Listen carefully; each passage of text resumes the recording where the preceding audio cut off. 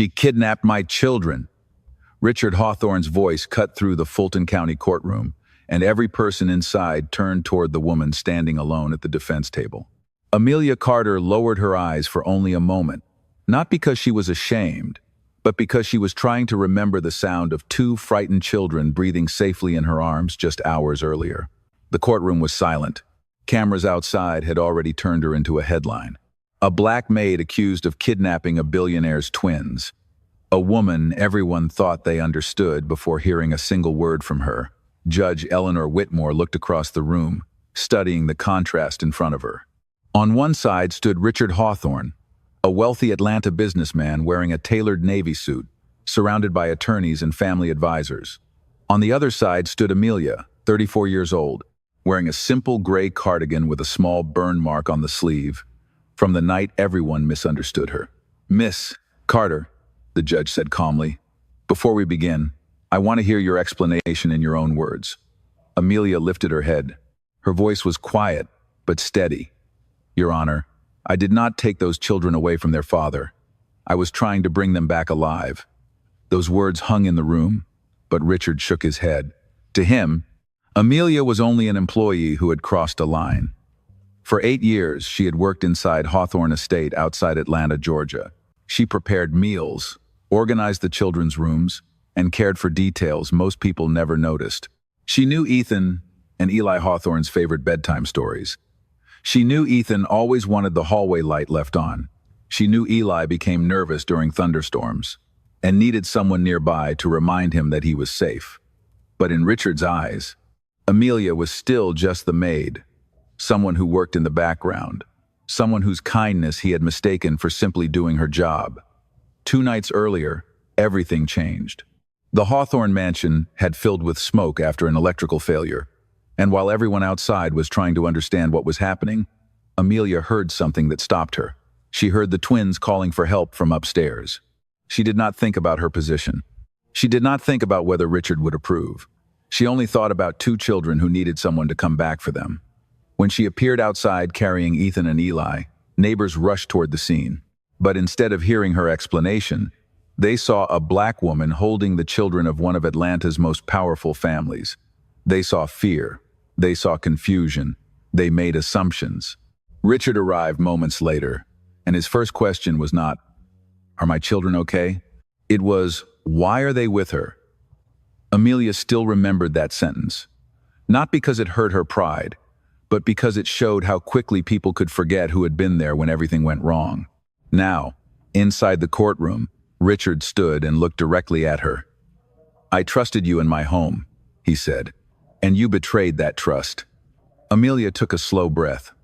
The room waited for anger. They expected her to defend herself loudly. Instead, she simply answered, "Mr. Hawthorne, I spent 8 years protecting your family. I never needed a title to care about your children."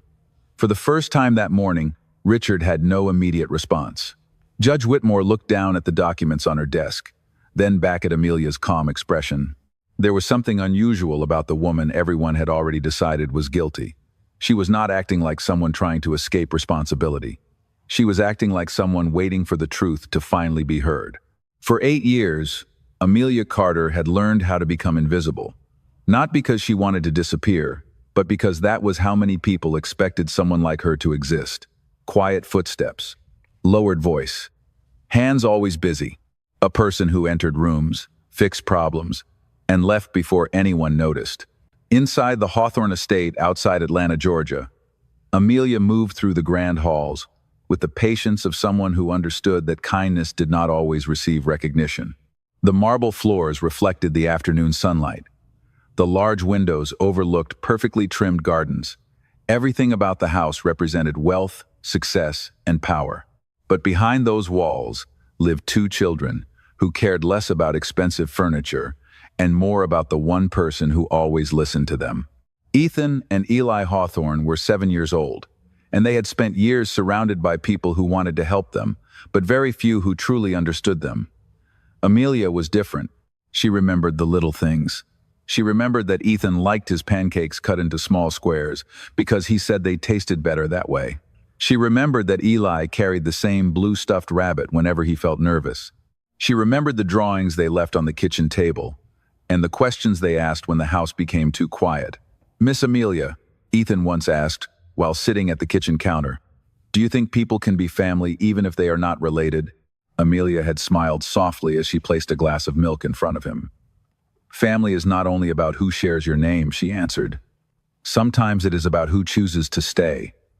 Those words stayed with the boys, but they did not always stay with their father. Richard Hawthorne was a man who built companies from nothing and became one of Atlanta's most successful real estate developers. He knew contracts, negotiations, and investments. He knew how to solve problems worth millions of dollars.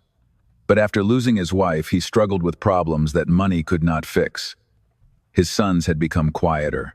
The laughter that once filled the house became rare. Richard hired specialists, tutors, and caregivers, believing the right professional could repair everything. But Amelia never tried to repair the boys. She simply listened to them. One evening, Richard found Amelia sitting with Ethan and Eli in the family room, reading an old storybook together. The children were smiling, something he had not seen in weeks. He stood in the doorway for a moment before speaking. "You are very good with them," he said. Amelia looked up. "They are good children, Mr. Hawthorne. They just need someone to see them." Richard nodded, but his expression remained distant.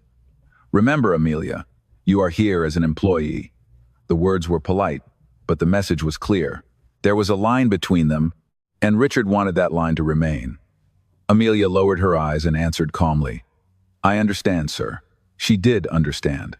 She had spent most of her life understanding boundaries other people created for her. She knew how strangers looked at her when they saw her uniform before they saw her face. She knew how quickly people judged her based on her job, her neighborhood, or the color of her skin. But she also knew something else. She knew that doing the right thing did not require permission. That belief came from her grandmother, who raised her in Savannah, Georgia, and taught her that character was revealed when nobody was watching. "People may forget what you own," her grandmother used to say, "but they will remember how you made them feel." Amelia carried those words everywhere. That was why, on the night of the fire, she did not stop to ask whether anyone would thank her. She did not stop to think about whether Richard Hawthorne would misunderstand her. She only heard the voices of two children who needed someone. And now, sitting inside a courtroom where everyone believed the worst about her, Amelia held on to the same truth she had carried all her life. She did not need people to see her as powerful. She only needed them to finally see the truth. Richard Hawthorne had spent his entire life believing that control was the same thing as protection. In his world, every problem had a solution if you had enough resources, enough influence, and enough people willing to follow your instructions. His Atlanta office tower carried his name. His company built neighborhoods across Georgia. His signature could move millions of dollars with a single document. But inside his own home, there was one thing he could not control: the silence left behind after his wife passed away. Before that loss, Hawthorne Estate had been a place filled with music, conversations, and the sound of children running through the halls. Afterward, the mansion became different. The rooms were larger. The evenings were longer. And Richard became a man who believed emotions were problems that needed to be managed. When Ethan and Eli struggled with their grief, he searched for answers everywhere. He hired experts from Atlanta, brought in highly recommended caregivers, and followed every professional suggestion. But every new person eventually left because the boys never opened their hearts to them. Then there was Amelia Carter. She was never the loudest person in the room. She never demanded attention. She never tried to prove that she belonged in a world of wealth and privilege. She simply showed up every morning at 6:30, prepared breakfast, organized the house, and gave two children something they needed more than expensive solutions. She gave them patience. Richard noticed it, even if he refused to admit it. There were moments when he would walk past the family room and see his son sitting beside Amelia, completely relaxed. He would pause for a second, watching from the hallway, before reminding himself that she was only an employee. One morning, Richard entered the kitchen while Amelia was preparing breakfast. The smell of fresh coffee filled the room, and sunlight came through the windows overlooking the garden. Ethan was drawing at the table while Eli carefully arranged his cereal pieces by color. "They seem happier lately," Richard said. Amelia looked over her shoulder. "They are learning that it is okay to be happy again." Richard placed his phone on the counter and looked at her carefully. You seem to think you understand them better than everyone else. Amelia remained calm. I do not think that, sir. I just spend time listening to them. For a moment, Richard had no answer. He was used to people agreeing with him. He was used to meetings where everyone waited for his decision. Amelia was different. She was respectful, but she did not disappear. That unsettled him. Amelia, he finally said, there is a difference between caring for my children and becoming emotionally attached. The room became quiet. Amelia looked at the two boys before answering. Children notice when people care about them, Mr. Hawthorne.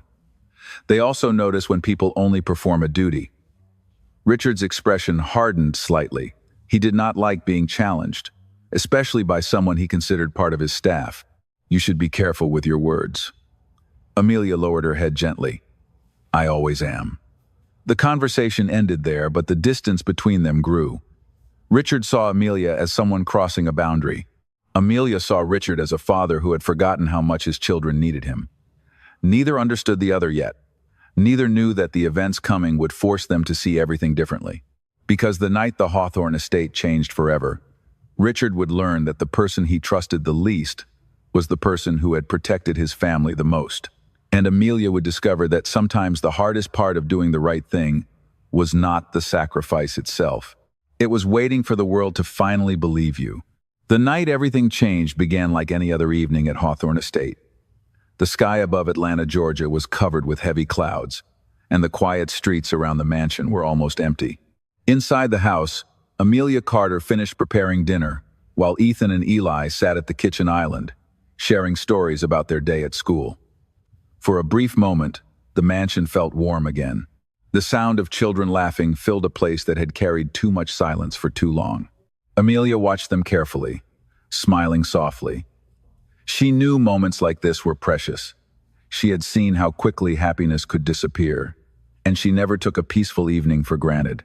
Richard Hawthorne was in his study reviewing company documents, surrounded by expensive furniture and walls covered with awards. Numbers, contracts, and business decisions filled his world. But downstairs, his children were experiencing something no business achievement could create: a sense of comfort. Around 8:30 that evening, Amelia noticed something unusual. The lights in the hallway flickered once, then returned to normal. She looked toward the ceiling and listened. The house was quiet, but something felt different. Mr. Hawthorne, she called from the hallway after checking the main floor. Richard stepped out of his study, still holding his tablet. What is it? I think we should have someone check the electrical system tomorrow. The lights have been acting strange. Richard glanced toward the hallway. I will have maintenance look at it. Everything in this house is inspected regularly. Amelia nodded. Yes, sir. She wanted to say more, but she knew Richard did not like being questioned.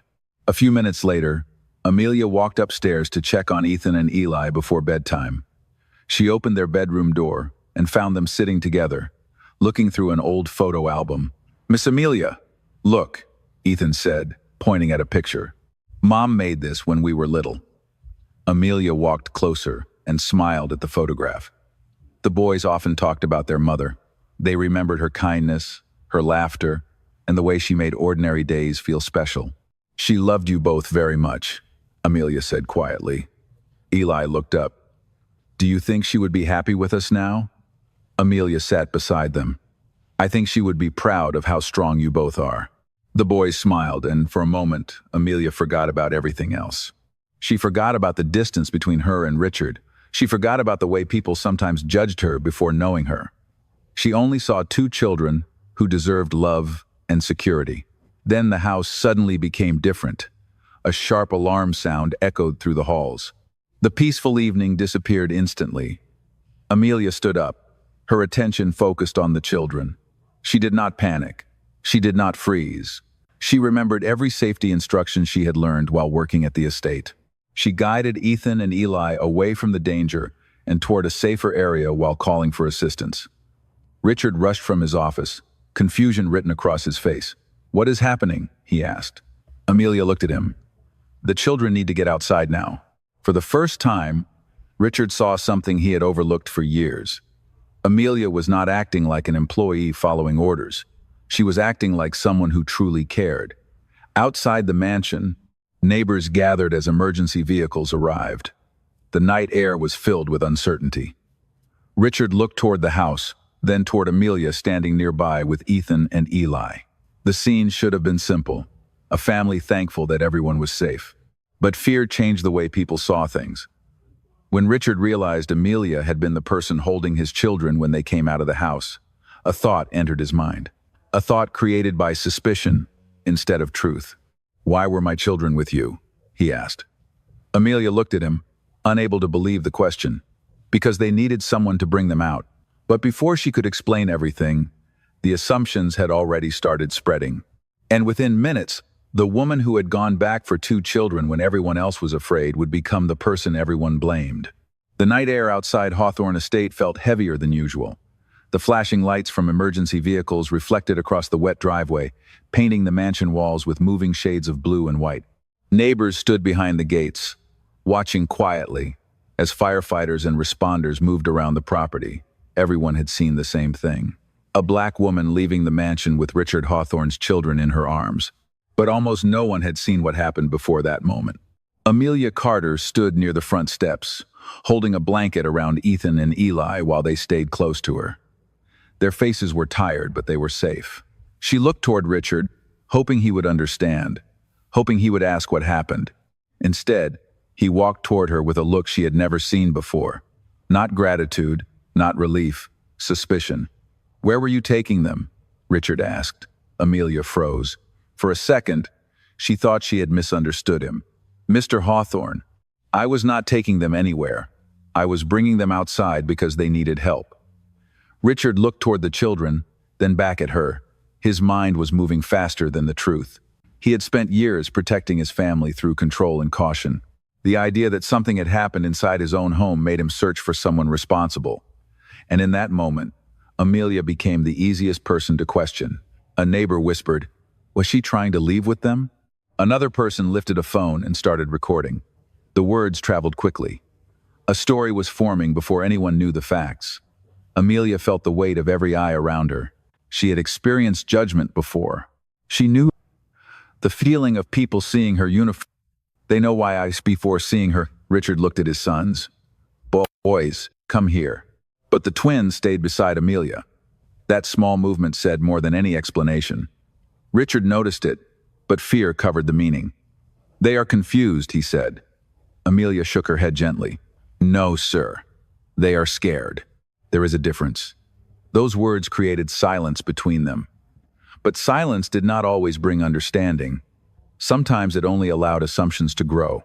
When the authorities asked questions, Richard answered from a place of worry. He explained that Amelia worked in his home, that she had been alone with the children during the emergency, and that he did not know why she had taken them outside instead of waiting for him. Each sentence made the situation look worse for Amelia, even though none of it revealed the truth. Amelia stood quietly, listening as people discussed her life like she was not there. She wanted to explain everything. She wanted to tell them about the moment she heard Ethan calling her name.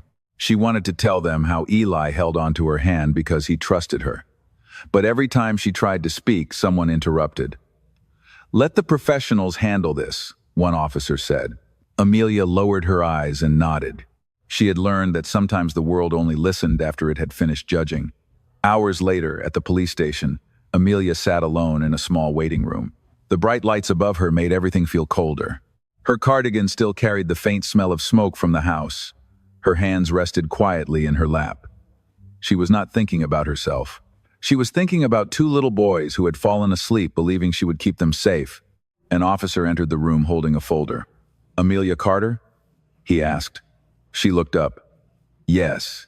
He placed the paperwork on the table. "There are some questions we need answered." Amelia looked at the papers, then through the glass window toward the empty hallway. "I will answer anything," she said. "I just need someone to understand what really happened." The officer studied her expression. He had expected anger. He had expected fear. Instead, he saw someone who seemed more worried about the children than her own situation. But the investigation had already started. The headlines had already spread. And by morning, the woman who saved Ethan and Eli would be known to the world as something she never was. The courtroom was silent when Amelia Carter finally sat down. But the silence felt different from the one she had experienced before. It was not the silence of people refusing to listen. It was the silence of a moment waiting for the truth to arrive. Through the tall windows of the Fulton County Courthouse in Atlanta, Georgia, morning light spread across the wooden benches and polished floors. Amelia sat with her hands folded in front of her, the same hands that had spent years preparing meals, comforting two children, and caring for a family that never fully understood her. She looked calm, but inside, memories from the past 48 hours moved through her mind like waves. She remembered Ethan calling her name. She remembered Eli holding onto her sleeve. She remembered standing outside the mansion, surrounded by people who saw a story before they knew the truth. Across the courtroom, Richard Hawthorne sat with his attorneys. His expression was serious, almost impossible to read. He had spent the entire night reviewing information, but every answer seemed to create more questions. The more he learned, the less certain he became. Amelia was not acting like someone trying to hide something. She was acting like someone who had been carrying a burden alone for too long. Judge Eleanor Whitmore looked over the documents in front of her before turning toward Amelia. "Miss Carter," she said, "why did you not leave when you had the opportunity?" The courtroom became completely still. It was the question everyone wanted answered. Amelia slowly looked up. She could have explained her loyalty. She could have talked about the years she spent inside Hawthorne Estate. She could have described every moment she protected the children. Instead, she gave the simplest answer. "Because Ethan and Eli were afraid, Your Honor." Her voice remained gentle. "They were looking for someone they trusted. I could not walk away from them." Richard looked down. Those words stayed with him. For years, he had believed protection came from security systems, expensive experts, and careful planning. But Amelia had shown him something he never considered. Sometimes protection was simply staying, when leaving would have been easier. The judge continued reviewing the case. She noticed details others had overlooked. Amelia had no history of misconduct, no financial motive, no attempt to disappear. Every piece of information created a picture that did not match the accusation. Yet one question remained. Why had Amelia been the one the children followed? Why did they trust her so deeply? Amelia looked toward the floor as the memories returned. She thought about the first day she met Ethan and Eli. They had been quiet children carrying sadness they could not explain. Everyone around them tried to make them feel better with solutions.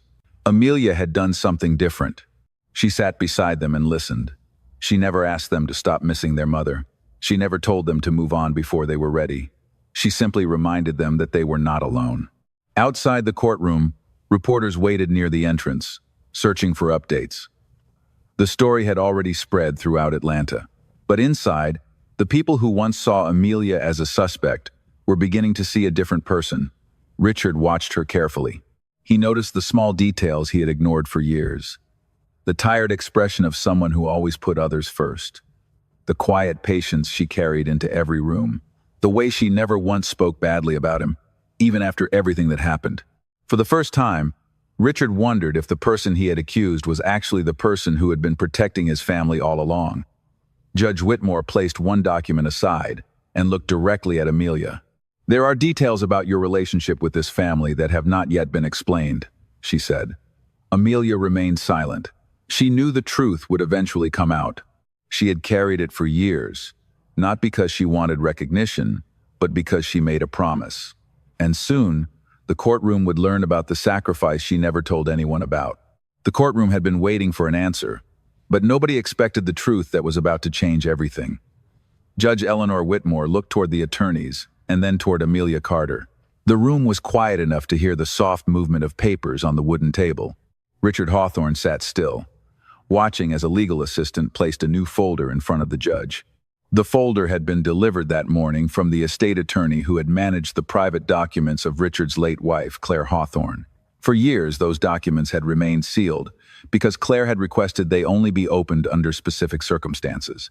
Nobody in the room knew that the events of the last 2 days had activated the one condition she had written into her final wishes. Judge Whitmore opened the folder carefully. Her expression changed as she read the first page. "Mr. Hawthorne," she said, "there is information here that directly relates to this case." Richard leaned forward. "What information?" The judge looked at Amelia, then back at him. Information about why your children trusted Miss Carter. Amelia remained silent. She knew this moment would come someday, but she never imagined it would happen in a courtroom where her name had been questioned. The judge continued reading. Years earlier, before Claire Hawthorne passed away, she had faced a serious medical condition. During that difficult period, Amelia Carter had been working at the Hawthorne household. At the time, Amelia was not just a maid. She had also been studying nursing and working extra hours to support herself after growing up in Savannah, Georgia. When Claire's health crisis became known, Amelia made a private decision that she never shared with the family. She became the person who gave Claire a second chance at life. She did not ask for money. She did not ask for recognition. She only asked that Claire be able to return home to her children. The courtroom remained silent as the judge revealed the next document. It was a letter written by Claire before her passing. "If you are reading this," the letter began, "then there has been a moment when my children needed someone who understands them." Richard's face changed as he heard those words. He had spent years believing Amelia was simply an employee. He had never known the depth of what she had done for his family. The judge continued. Claire Hawthorne named Amelia Carter as an emergency guardian for Ethan and Eli, in the event that she was no longer able to protect their interests. A quiet reaction moved through the courtroom. People who had once looked at Amelia with suspicion now looked at her with disbelief. Richard slowly turned toward Amelia. "You never told me," he said. His voice was lower than before. Amelia looked at him calmly. "Your wife asked me not to." Richard stared at her. Why would she ask that? Amelia took a breath. Because she knew people might see my position before they saw my heart. She did not want me helping your family because of a reward. She wanted me there because I cared about your children. Richard looked down at the table. Every assumption he had made began falling apart. The woman he thought had crossed a boundary had spent years honoring a promise. The person he believed needed to explain herself was the person who had quietly protected everything he valued. Judge Whitmore closed the folder and looked around the courtroom. This court is not only here to examine actions, it is here to discover the truth behind them. Amelia sat quietly, her expression unchanged. She had never wanted power. She had never wanted anyone to kneel before her. She only wanted Ethan and Eli to be safe. And now, after all the accusations and all the doubt, the truth was finally standing beside her. Richard Hawthorne had faced thousands of difficult moments in his life. Business negotiations, financial crises, and decisions that affected hundreds of employees had never made him hesitate. But sitting inside the Fulton County courtroom, he felt something he had not felt in years: uncertainty. The woman standing across from him was not the person he had imagined. Amelia Carter was not someone trying to take his family away. She was someone who had spent years protecting it without asking for anything in return. The truth was now impossible to ignore. The courtroom remained quiet after Judge Eleanor Whitmore finished reading Claire Hawthorne's letter. Richard looked at the document on the table, as if the words belonged to someone else's life. He thought about every conversation he had with Amelia. Every time he reminded her of her position. Every time he saw her kindness but failed to recognize its value. For the first time, he understood that he had confused her humility with weakness. "Amelia," Richard said softly, his voice carrying through the courtroom. She looked toward him. "I owe you an apology." The attorneys around him became still. Everyone expected a legal statement, something carefully prepared. But Richard was no longer speaking as a billionaire or a businessman. He was speaking as a father who realized he had judged the wrong person. "I believe the worst about you," he continued. "I saw your uniform before I saw your character. I saw your job before I saw your sacrifice." Amelia listened quietly. She had waited so long for the truth to be recognized, but she did not look satisfied. She did not look like someone who wanted revenge. She looked like someone who simply wanted the children she cared about to be okay. "Mr. Hawthorne," she said gently, "your fear came from wanting to protect your children. I understand that." Richard looked surprised. After everything that happened, after being accused and misunderstood, Amelia was still showing compassion toward him. Judge Whitmore watched the exchange carefully. She had seen many people enter her courtroom focused only on winning. But Amelia was different. She was not trying to defeat Richard. She was trying to heal something that had been damaged. Later that afternoon, after the hearing ended, Richard returned to Hawthorne Estate. The mansion looked the same, but he felt different walking through it. The hallways that once represented wealth now reminded him of all the quiet moments he had missed. He stopped outside the family room and saw Ethan and Eli sitting together with Amelia. The children immediately noticed him. "Dad," Ethan said quietly. Richard stepped into the room. For a moment, he did not know what to say. He had always been the person with answers. Now, he needed to admit he had been wrong. "I need to tell you something," he said. The boys looked at him. "I made a mistake." The words were simple, but difficult for him to say. "I thought I was protecting you, but I hurt someone who was protecting you." Amelia looked down, giving him space to speak. Richard turned toward her. "You saved my children. You cared for them when I was too focused on everything else. I cannot change what happened, but I can choose what I do next." Amelia remained quiet for a moment. Then she answered, "The children do not need a perfect father, Richard. They need a present one." Those words reached him deeper than any criticism could, because she was right. The next morning, Richard made a decision that surprised everyone at Hawthorne Estate. He did not offer Amelia money as a way to erase the past. He did not try to solve everything with a business arrangement. Instead, he offered something much more important: respect. "I want you to stay," he said. "Not because of what you did for my family years ago. Not because of what was written in a letter. I want you to stay because Ethan and Eli are better when you are here." Amelia looked toward the children, then back at Richard. She knew forgiveness was not about forgetting. It was about choosing what kind of person you wanted to become after being hurt. And in that moment, the walls between them began to disappear. The billionaire and the maid were no longer standing on opposite sides. They were simply two people who finally understood the same truth. Kindness had never been weakness. It had always been strength. Weeks passed after the courtroom hearing, but the memory of that day remained with everyone at Hawthorne Estate. Not because of the accusation, but because of what came after. A family that had been separated by assumptions slowly began to rebuild itself through understanding. Richard Hawthorne no longer walked through the mansion as a man searching for control. He walked through it as a father learning how to be present. Every morning, he made time for Ethan and Eli before leaving for his office in Atlanta. He listened to their stories. He asked about their drawings. He sat beside them during breakfast instead of rushing through another phone call. Small changes, but the kind of changes the children had been waiting for. Amelia Carter noticed, but she never expected praise for it. She continued her routine with the same quiet care she had always shown. She prepared meals, helped the boys with school projects, and reminded them that being honest and kind mattered more than being impressive. One afternoon, Richard found Amelia in the garden behind the house. The sunlight stretched across the grass, and the sound of the wind moving through the trees filled the space between them. For a moment, neither of them spoke. Then Richard said, "I used to think strength meant never making mistakes." Amelia looked at him. "Everyone makes mistakes, Mr. Hawthorne."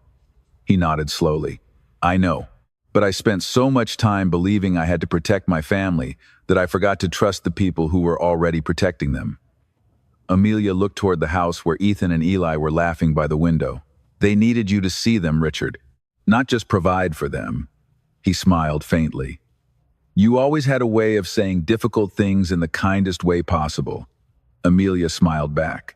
"Someone once taught me that the truth does not need to be cruel to be heard." Richard knew exactly where those words came from. The lesson was no longer about what Amelia had done for his family. It was about what she had shown him. A person's value was never determined by their position, their clothing, or the work they performed. It was determined by their choices when nobody was watching. Months later, Hawthorne Estate looked different. Not because the walls had changed or the furniture had changed, but because the people inside had changed. The house no longer felt like a place where everyone had a role to play. It felt like a home. Ethan and Eli grew more confident. They no longer carried the same sadness they once carried through the halls. They still missed their mother, but they had learned that love could continue in different forms. Amelia never replaced anyone. She simply became another person who loved them. One Sunday morning, Richard invited Amelia to join the family for breakfast at the main table. Years earlier, she would have politely refused, believing that was not her place. But this time she accepted. As she sat down, Ethan smiled. "Miss Amelia, you are sitting with us today." She looked at him and answered, "Yes, I am." Richard watched the moment quietly. He remembered the night outside the mansion when he had seen Amelia through the wrong eyes. He remembered the fear, the assumptions, and the judgment. But he also remembered the truth that followed. The person everyone questioned was the person who had given the most. Later that year, a small plaque was placed in the Hawthorne Foundation building in Atlanta. It was not a plaque about wealth or business success. It carried a simple message about compassion, courage, and service. Richard asked Amelia what name should be placed on it. She smiled and said, "Do not make it about me. Make it about the people who choose to care when it is easier not to." And that became the final lesson everyone remembered. The world may judge people by what it sees first. It may notice a uniform before a heart.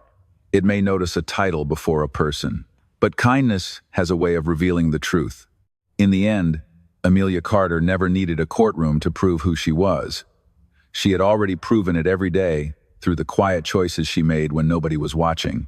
And sometimes, the greatest acts of courage are not the ones that create the most noise. They are the ones that leave behind peace.